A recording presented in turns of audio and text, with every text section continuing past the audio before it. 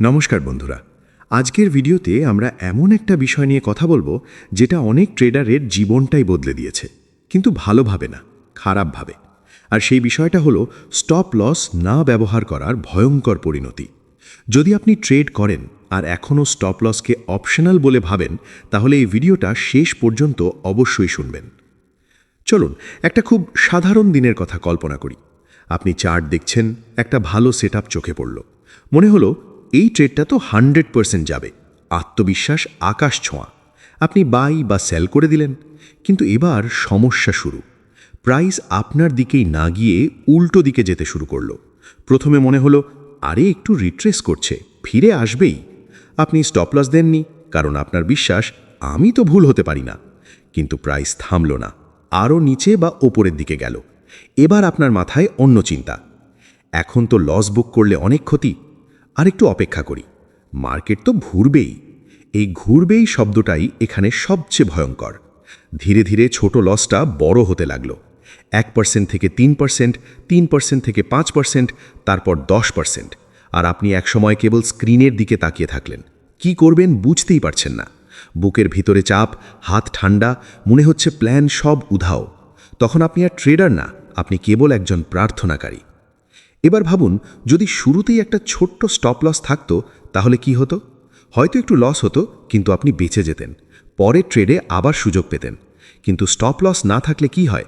একটা ট্রেডই আপনার পুরো অ্যাকাউন্টটা উড়িয়ে দিতে পারে। অনেকে ভাবে স্টপ লস দিলে তো বারবার হিট হয়ে যাবে, কিন্তু আসল সত্যি হলো স্টপ লস না দিলে একদিন এমনভাবে হিট হবে যে আর দাঁড়ানোর সুযোগই পাবেন না। আর একটা বাস্তব সমস্যা হলো স্টপ লস না দিলে আপনি ডিসিপ্লিন হারান। ধরুন আপনার স্ট্র্যাটেজি বলেছে এই লেভেল ব্রেক করলে বেরিয়ে আসতে হবে, কিন্তু স্টপ লস না থাকায় আপনি হাত দিয়ে এক্সিট করতে পারতেন। কিন্তু তখনই ইগো এসে বলে না না, একটু দাঁড়াও, রিভার্স হবে।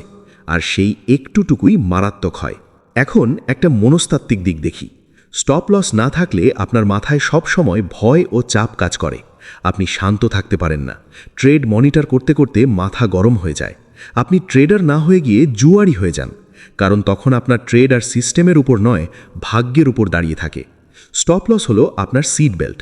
গাড়িতে ওঠার সময় আমরা কেউই তো আশা করি না যে অ্যাক্সিডেন্ট হবেই, কিন্তু তারপরেও সিট বেল্ট পরি কেন?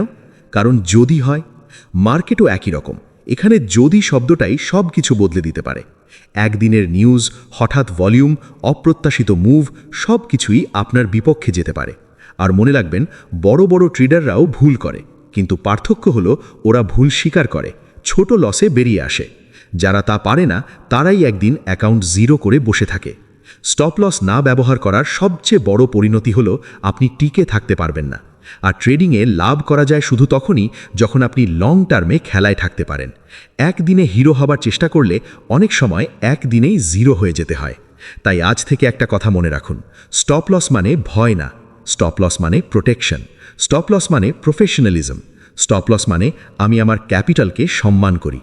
শেষ কথা, আপনার স্ট্র্যাটেজি যাই হোক, মার্কেটে যতই কনফিডেন্ট থাকুন, কখনো স্টপ লস ছাড়া ট্রেড করবেন না। কারণ ট্রেডিংয়ে কনফিডেন্স যতটা জরুরি, তার থেকেও বেশি জরুরি সেফটি। ধন্যবাদ। ট্রেডিংয়ে সেফ থাকুন, ডিসিপ্লিন মেনে চলুন।